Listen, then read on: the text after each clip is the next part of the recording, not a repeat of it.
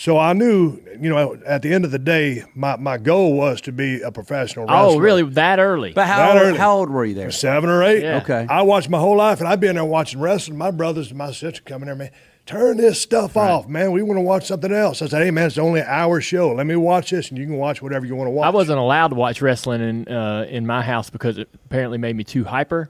I can't imagine. But that. man, me and my sister Kelly used to sneak in our wrestling. NWA would come on Saturday mornings, and Dusty Rhodes was one of my favorite Magnum TA. Yes. Tully Blanchard, Ole and Arn Anderson, all those guys. Ric Flair obviously was a big deal here in Charlotte. Who were some of your heroes? You mentioned Dusty. Who were some of the other guys that were heroes of yours growing up? A lot of guys you just mentioned, and I consider Dusty to be one of the greatest of all time. And, he was a heavy-set guy. And, Dusty could work his ass off. He could tell a story, and he could sure talk. He could talk a blue streak.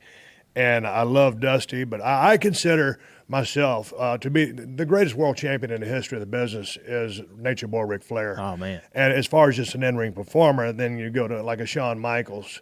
But the guys you just named, really. Yeah. Did you try to emulate them like we all did as a kid when we're playing wrestling and we're yeah. Who I'm going to be this? Who were you? Well, that was the problem with the early part of my career when I was with World Championship Wrestling in Atlanta. I started off in Dallas. They shipped me over to Tennessee territory. I was starving my ass off. We worked the same towns every single week, and I was making $15, $20 a night.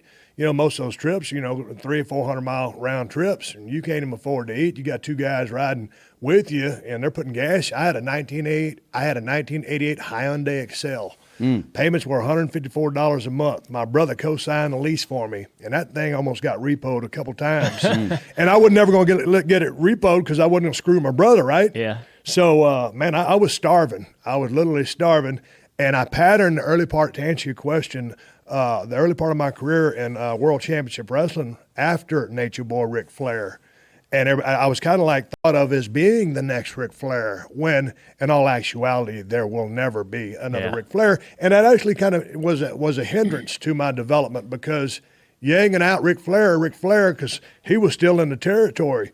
We'd go to television tapings in Gainesville and over in Anderson, South Carolina, some of those towns around Atlanta because we're all based out of Atlanta. A lot of guys based out of North Carolina as well.